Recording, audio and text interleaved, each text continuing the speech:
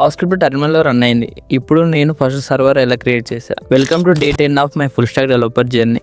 Last వీడియోలో జావాస్క్రిప్ట్ని టెర్మినల్లో successfully run చేశాను. ఇవాళ నేను నా ఫస్ట్ సర్వర్ ఎలా క్రియేట్ చేశానో షేర్ చేస్తాను. జావాస్క్రిప్ట్ టెర్మినల్లో వర్క్ అయ్యాక నేను నా ఫస్ట్ సర్వర్ క్రియేట్ చేయాలని ట్రై చేశాను. బట్ స్టార్టింగ్లో మొత్తం కన్ఫ్యూజన్, సర్వర్ అంటే ఏంటి అని క్లారిటీ లేదు. అప్పుడు నేను యూట్యూబ్ వీడియో చూడకుండా ఫస్ట్ డాక్యుమెంటేషన్ ఓపెన్ చేసి చదివాను. స్లోగా అర్థమైంది. సర్వర్ అంటే ఒక computer that provides resources when we request. డాక్యుమెంటేషన్లో how to start a server అని క్లియర్గా మెన్షన్ చేశారు.